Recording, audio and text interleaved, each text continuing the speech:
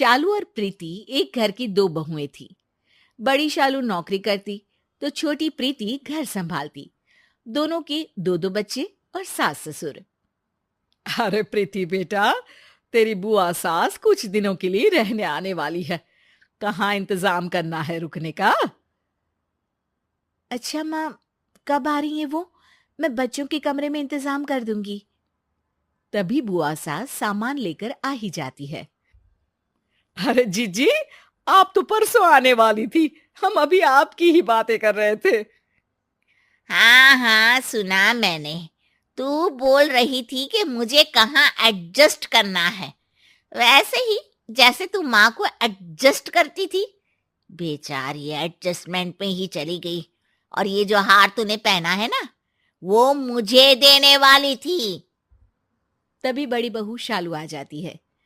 नमस्ते बुआ जी। ये हार तो माँ जी को दादी सा ने ये बोलकर अपने अंतिम समय में दे दिया था कि भगवान तेरे जैसी बहू सबको दे। वो बहुत खुश रहती थी माँ जी के पास। बुआ सास बात बदलती हुए कहती है। हाँ हाँ, जा चाय लेकर आ। कोई ये तो नहीं कह रहा कि बुआ जी थक गई होंगी, चाय पी लो। छोटी बहू चाय बनाने के लिए किचन में जाती है, जिसके पीछे बड़ी भी चली जाती है। अरे मेरी प्यारी बहना, कब आई? नहीं बात करूंगी भैया मैं। अरे बहन, तू नाराज हो जाती है तो मेरा तो दिल ही नहीं लगता कहीं। मैं सबको बोल देता हूँ, जब तक मेरी बहन है सबसे पहले उसकी बात सुनी जाएगी। उसका काम पहले होगा, बाद में किसी का। समझ गए सब? बुआ सास खुश हो जाती है। फिर सभी खाने के टेबल पर आ जाते हैं। छोटी बहू नाश्ता बनाती है और बड़ी सबको खिलाती है। बुआ सब देख रही होती है। नाश्ते के बाद, अच्छा माँ जी, मैं ऑफिस जा रही हूँ, शाम को मिलती हूँ। छोटी बहू किचन में लग जाती है। बच्चों का टिफिन बनाती है, दोपहर को उन्हें पढ़ाती है, सबको खाना बनाकर खिलाती है और फिर शाम को चाय में सास और बुआ सास के पास बैठ जाती है। अरे छोटी बहू, मानना पड़ेगा तुझे, बड़ी ही फुर्ती से घर का सारा काम करती है। अपने बच्चों के साथ साथ बड़ी के बच्चों को भी संभालना आसान नहीं है। शुक्रिया बुआ, लेकिन हर किसी के साथ मिलकर काम का तो पता ही नहीं चलता। सबके साथ? मुझे तो तेरे साथ कोई ना दिखा।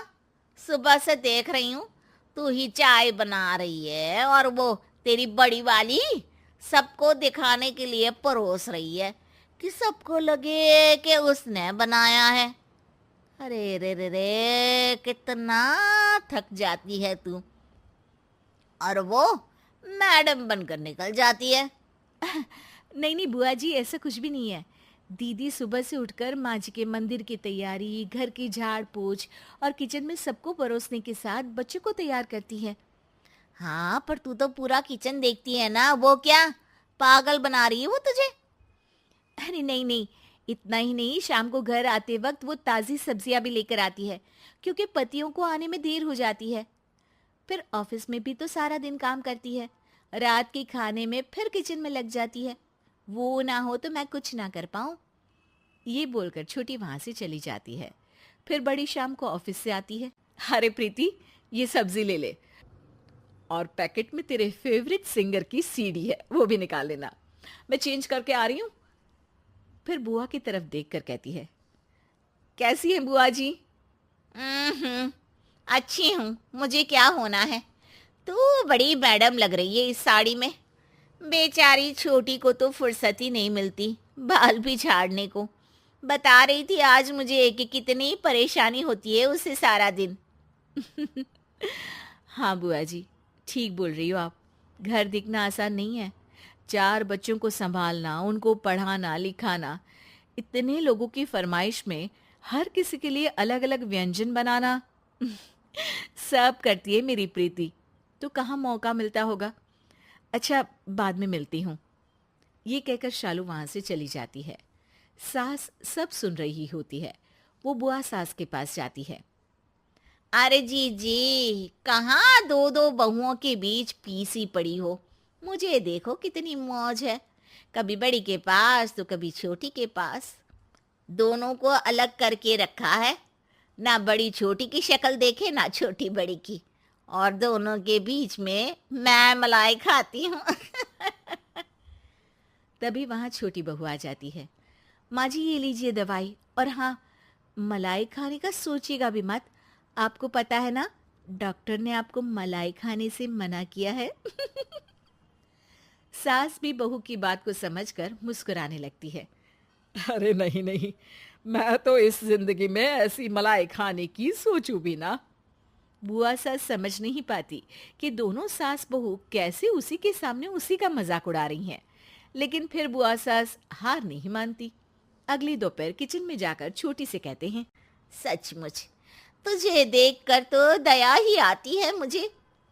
क्यों बुआ जी, मैं क्या इतनी बेचारी सी लगती हूँ? अरे नहीं नहीं, मैं तो ये बोल रही थी कि कितना काम करती है तू। नहीं बुआ जी, दीदी मुझे सुबह जबरदस्ती चाय और नाश्ता ना कराए तो मैं तो सारा दिन भूखी रह जाती। वो मेरे बिना नाश्ता नहीं करती, फिर उन्हें ऑफिस को देर ना हो जाए तो मुझे नाश्ता करना ही पड़ता है। वो मेरी जिठानी नहीं, बहन जैसी है। बुआ की बात एक बार फिर सास सुन तो लेती है, लेकिन कुछ नहीं कहती। शाम को बुआ बड़ी से कहती है। कितनी मेहनत करती है तू, घर का काम, बाहर ऑफिस का काम। अरे फिर क्यों इतनी मेहनत की कमाई को सीढ़ी खरीदने में बर्बाद करती है? बचाना सीख पैसा। अरे कैसी बात कर रही हैं बुआ जी? मैं जो आराम से बच्चों की फिक्र के बिना ऑफिस में काम कर लेती हूँ, वो छोटी के कारण ही तो है। ना बाबा ना, मैं तो उसके बिना जीवन सोच ही नहीं सकती। वो मेरी छोटी बहन जैसी है। बहन का कोई शौक मैं पूरा कर सकूं, इसके लिए मुझे पैसे का मुंह देखने की कोई जरूरत नहीं है। अब तो क्या था, बुआ सास वहां से भी मुंह बनाकर बाहर आती है जहां खड़ी होती है सास। देखिए दीदी, एक बात बताती हूँ। ये दोनों बहन बनकर यहाँ रहती है। इस घर की मजबूत नींव है दोनों।